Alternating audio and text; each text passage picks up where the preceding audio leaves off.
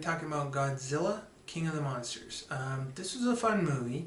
I liked the first one okay. It's the same as, it feels the same as the first one, where the human element is not that entertaining, but watching the monsters fight, which is what you want to see, is.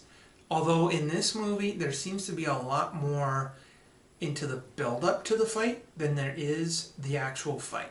Like they really build up the drama. They really try and promote the fight, basically, is what they're doing.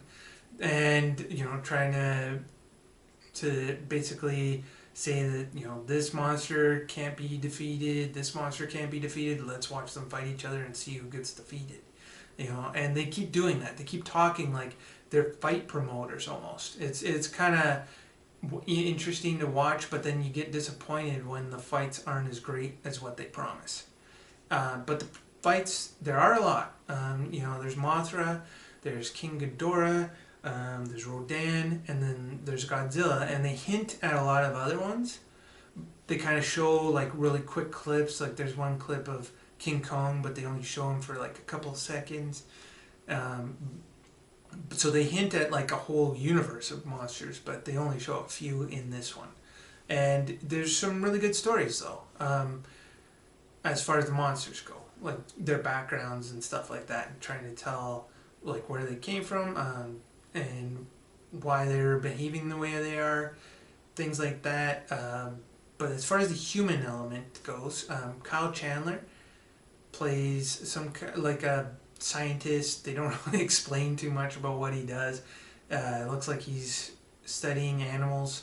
Vera Farmiga is his ex-wife or wife. They don't explain it. And basically they lost a kid during Godzilla's attack in San Francisco, I think it was. But they have one left, and that's Millie Bobby Brown. And so years later, they're trying to figure out ways to communicate with the monsters. And that's the main focus of what Vera Farmiga is doing.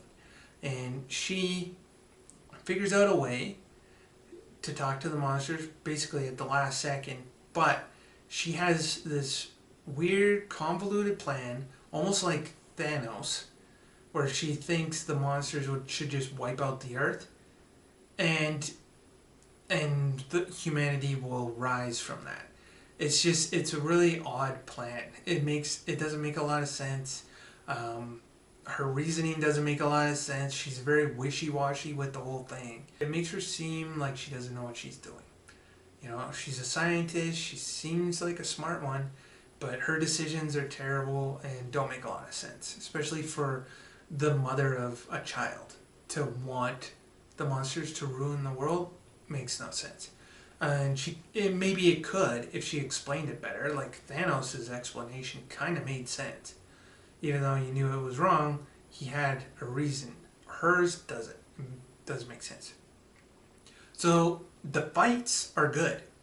Like, you know, Mothra, Godzilla, Rhodan, King Ghidorah, great fights. I didn't grow up watching all the Godzilla movies, but you know, they are fun to watch. The ones that I have seen. This one seems to pay homage to a lot of them, that I didn't watch, like the ones with Rhodan and stuff. But overall, it's a good movie.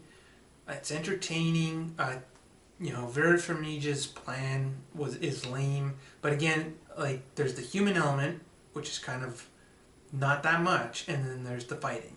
So you go to see this movie for the fighting, and the fighting is good. You know, you get to see lots of cool powers. Lots of different monsters. Like I said, sometimes the build-up is better than the actual fight, but there's lots of build-up too. So overall, I give it a 7 out of 10. It's fun. Probably not worth watching more than once. Just watch it once, see the fights, unless you want to see, you know, a few years later, get ready for the next one in the franchise, which they probably will be making more. So for that, maybe watch it again, but overall, good movie, 7 out of 10, and that's Godzilla, King of the Monsters. If you like this video, like, share, subscribe, or all of the above. Thank you, and have a nice day.